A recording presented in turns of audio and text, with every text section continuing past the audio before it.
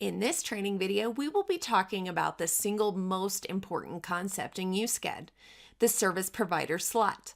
Every confirmed service request must have at least one service provider slot added to it.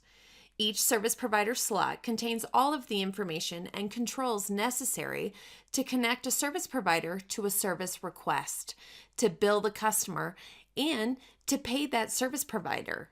Let's see what a service provider slot looks like in USCED. We're going to click on the yellow pencil icon on the service request.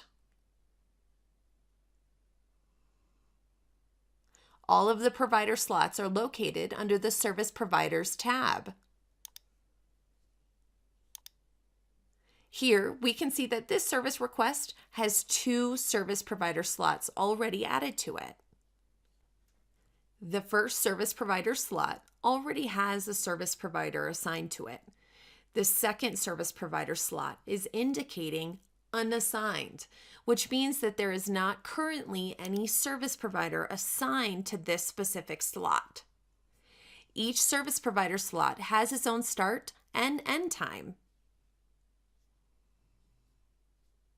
The requested service, the rate at which we want to bill the customer, and the rate at which we want to pay the service provider.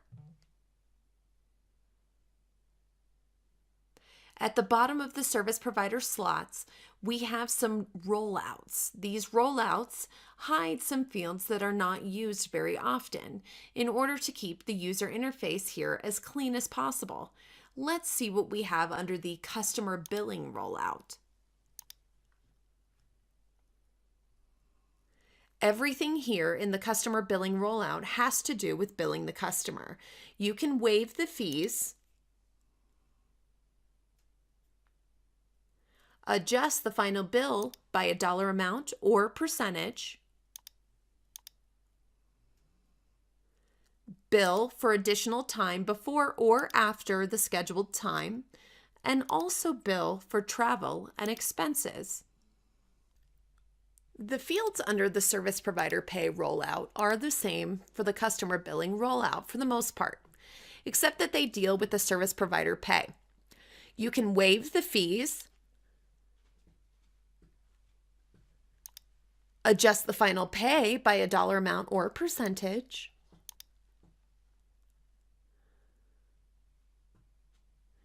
pay for the additional time before or after the scheduled time, and also pay for travel and expenses.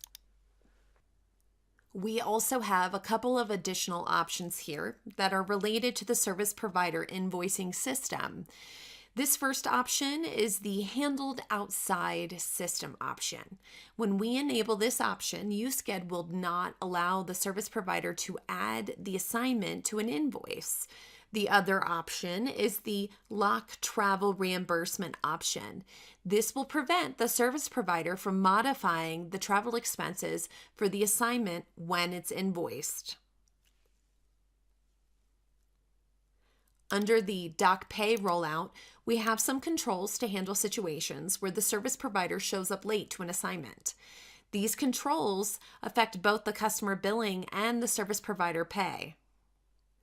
By switching on the Doc Pay option, the minimum time for both customer billing and service provider pay will no longer apply.